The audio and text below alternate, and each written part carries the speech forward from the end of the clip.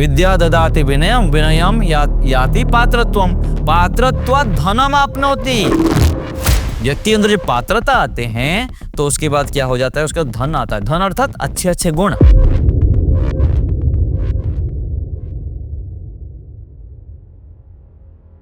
सुख चाहिए तो उसके मूल में विद्या ज्ञान चाहिए। ज्ञान के बिना व्यक्ति पूर्ण रूप से स्थायी सुख को प्राप्त नहीं कर सकता है। उसका उदाहरण आपको एक कहानी के माध्यम से बता रहा हूं। एक व्यक्ति विदेश गए, विदेश में अपने काम खत्म करके आए, अपने गांव में पहुंचे। जब घर के सामने पहुंचे तो देखे कि घर में आग लग रही, आग होके पूरा घर जल रहा है। तो व्यक्ति देख के पूरा रोने लग गए, पूरा फूट फूट के। जीवन भर के उनके तपस्या, इतना मेहनत करके, इतना संघर्ष करके घर बनाए थे, तो व्यक्ति तो दुखी होगा ही, रोएगा ही। तो रो के पूरा इतना चिल्ला चिल्ला के रोने लग गए। फिर लोग सब आसपास से इकट्ठा हो गए थे, घर परिवार के लोग भी बाहर सब खड़े हुए थे। सब लोग देख रहे हैं इनको कि व्यक्ति बहुत चिल्ला चिल्ला के रो रहे हैं। तो रोने लग रहे थे तो बड़ा बेटा उनका जो था, बेटा पत्नी सब थे, बड़ा बेटा आके उनको बोलने लगा कान में कि पिताजी, ये आप जब चले गए थे, ये घर जो है अच्छे पैसा मिल रहा था तो इस घर को हम बेच लिए। तो पिताजी बिल्कुल शांत हो गए, जो रो रहे थे इतना फूट फूट करके शांत हो गए। शांत होके फिर देख रहे हैं चुपचाप खड़े होके थोड़ी देर के लिए। फिर थोड़ी देर बाद उनकी छोटे बेटा आया, पिताजी ये घर ना हम बेच तो दिए थे, लेकिन क्या बताऊँ आपको, ये हमको पैसा भी नहीं दिया है और कागज पत्र जो ट्रांसफर होना था ना उसमें भी थोड़ा काम बच गया है। फिर वो रोने लगे फुट फुट करके। सब लोग देख रहे हैं, अरे क्या बात है, अभी रो रहा था फिर शांत हो गया, फिर से कैसे रोने लग गया। तो ये स्थिति देखिए संसार में कि व्यक्ति विद्या के बिना कभी भी सुखी नहीं हो सकता है। व्यक्ति जब अपना मान लेता है तो फूट फूट कर रोने लग जाता है, और वही चीज है, वही स्थिति है, वही समय है, फिर व्यक्ति रोने लग गया। तो ज्ञान के बिना जब तक हम संबंधों को, वस्तुओं को अपने साथ जुड़ा हुआ देखते हैं, चिपक लेते हैं, व्यक्ति फिर वही स्थिति में रोने लग जाता है, वही स्थिति में फिर शांत रहता है। तो इससे क्या सीख मिलता है? तो हमको सुखी होना है तो तत्व ज्ञान को, विवेकत ज्ञान को प्राप्त करना पड़ेगा। जैसे सांख्य दर्शन में महर्षि कपिल जी ने लिखते हैं कि ज्ञानान मुक्ति, ज्ञान से ही मुक्ति होती है, और इसके विपरीत विपर्यय बंध, जो विपर्यय अर्थात मिथ्या ज्ञान, जो मिथ्या ज्ञान होता है तो व्यक्ति बंधन में पड़ा रहता है। बंधन और मुक्ति क्या है? बंधन और मुक्ति यहीं पर ही है। जब मुक्ति होगा आगे होगा। ज्ञान से व्यक्ति जब शुद्ध ज्ञान को प्राप्त कर लेता है तो ज्ञान से मुक्त हो जाता है, अज्ञान से मुक्त हो गया। यहाँ हृदय से जब व्यक्ति वात्सल्य भाव से युक्त हो जाता है, सबके प्रति अच्छे भावना रखने लग जाता है, तो उसका विषय हृदय जो है विशाल बन गया, तो हृदय से मुक्त हो गया। अर्थात जो संकुचित बुद्धि वाला होता है वो अज्ञान से मुक्त हो गया, तो ये हृदय से मुक्त हो गया, भावना से।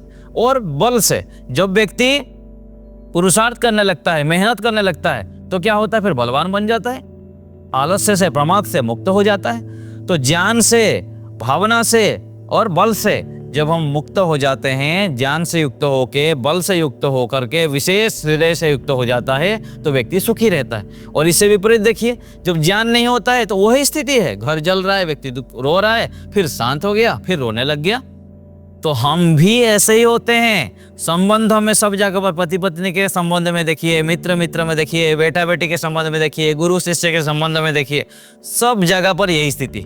जब व्यक्ति अपना मान के, आत्मवत मान के व्यवहार करता है ना, तो पत्नी को भी माँ के तुल्य देखता है, उनको सम्मान करता है, वो दूसरे के घर से आए हैं ऐसे सोच के उनके साथ अच्छे व्यवहार करता है। नहीं तो दूसरे क्या सोचते हैं, तो पैर की जूती है, उसके साथ गलत व्यवहार करेंगे, मैं कमा के आ रहा हूँ और ये तो ऐसे ही है।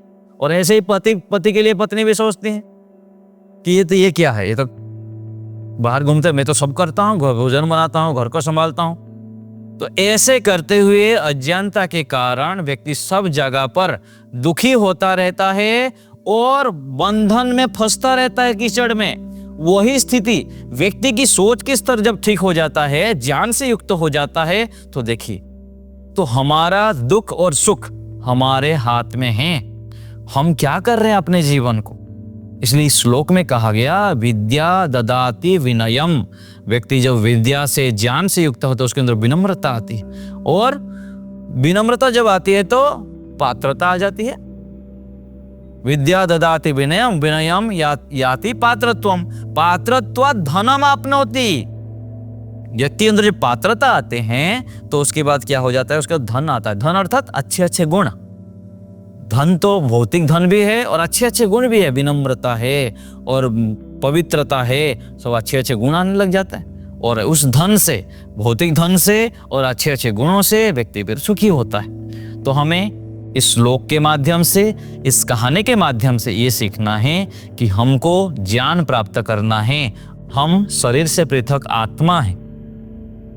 हमारे आत्मा का जो मूल भोजन है वह है ज्ञान। शुद्ध ज्ञान होने पर हम कितने भी बड़े बड़े स्थितियां आ जाए, बड़े बड़े परिस्थिति आ जाए, दुख कष्ट बाधाएं आ जाए, उस स्थिति में हम घबराएंगे नहीं, शांत रह सकते हैं, प्रसन्न रह सकते हैं।